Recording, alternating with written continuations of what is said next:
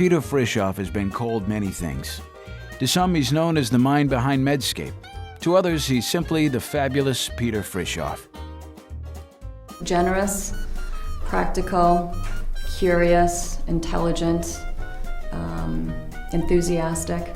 Not only does he do tours of Central Park, he is the guy on Wikipedia that follows and edits the additions to Wikipedia about Central Park. It's like he owns Central Park. It's like he's almost the god of Central Park.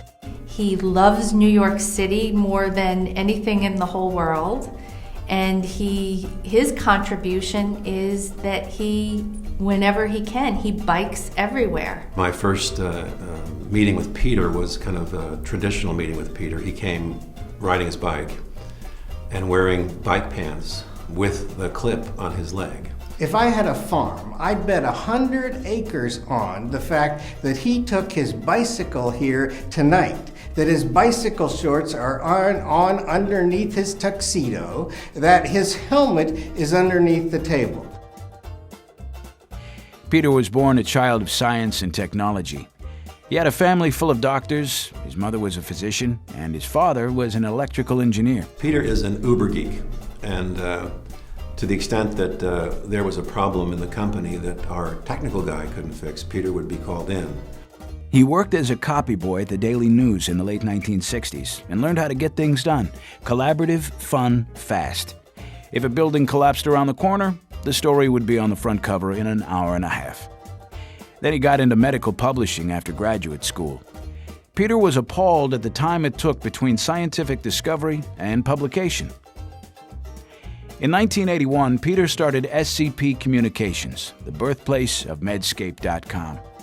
And he had a vision for how to run his new company. He was fiddling with early computers. He was fiddling, the internet was something he was aware of long before most humans. He was also a great scientist and really understood the information needs of physicians. Peter was determined to bring important scientific discoveries to practicing physicians and improve patient care. The brilliance of Peter's vision at Medscape was to create a targeted content set for doctors based upon what their practice specialty was. We were really doing this for the good of patients, and that free exchange of scientific information was really what patients needed and what would help patients and transform people's lives. As many of you know, the original Medscape offices were on 29th Street between 6th and 7th in what I would refer to as a rat-infested hovel.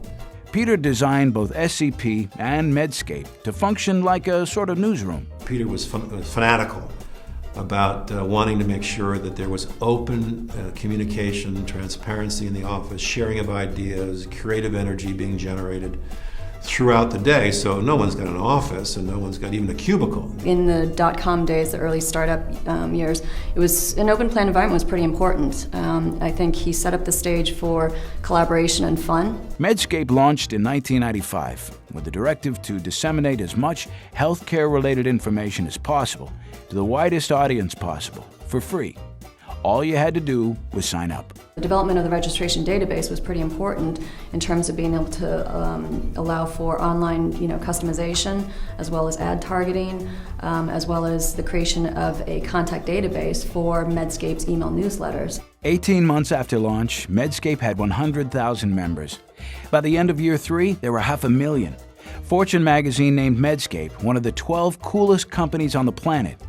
Medscape became one of the most recognized healthcare brands of all time and still publishes peer-reviewed literature faster than many print journals. It's as big as it gets in terms of an internet pioneer in healthcare. Well, I think the impact of Medscape has really been profound. To think that it's still the #1 information website for physicians around the world is amazing, and I think it's very true to his original vision, which is that good information should be shared. Peter Frishauf is fully engaged with life, at the intersection of patient care and technology, delighting and inspiring people with his knowledge and generosity. I think that his legacy is bigger than the medical journals he created or even Medscape, which was an amazing achievement. I think his legacy really is the inspirational leadership that he gave to a lot of people. If he didn't take his bicycle here tonight, he can eat my entree as well as his.